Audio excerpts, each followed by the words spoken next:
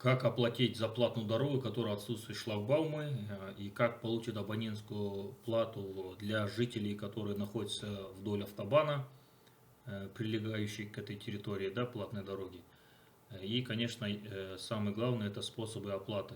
Если нету там терминала, шлагбаума, то вот с этим методом вы можете все оплатить. Каспий, Билайн, Халык банк, Теле2, вот с этим методом вы можете оплачивать.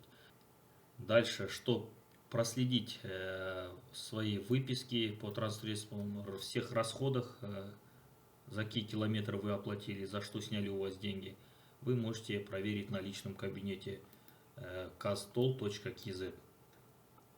Для этого вы должны зарегистрироваться, здесь нажать «Вход в личный кабинет» и пройти здесь регистрацию, вот, создать новый аккаунт. А у меня есть аккаунт, я нажимаю «Войти», и у меня здесь выходит автотранспорт. Здесь у вас тоже так будет, но вы будете добавить тут свой номер машины, ИИН и номер техпаспорта.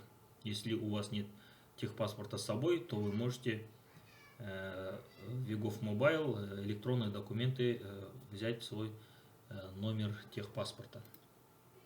Затем нажимаем сюда на транспорт и видим свой основной баланс. И вот здесь указаны неоплаченные проезды.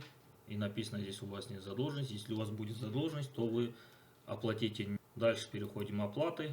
Здесь мы видим все наши расходы, за какие километры мы оплачивали за проезд. Дальше пополнение счета. Вот здесь указано, когда вы сколько оплатили на счет. Здесь можно посмотреть, оформить абонентскую плату. Вы можете, вот это для жителей, которые находятся вблизи автобана.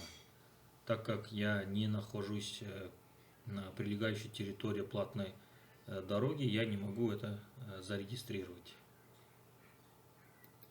Для этого нужно будет у меня прописка той же области, в том же районе. Вот так все и происходит. Все ссылку я оставлю в описании, и даже как оплатить с помощью Каспи тоже будет указано в описании. Всем удачных дорог!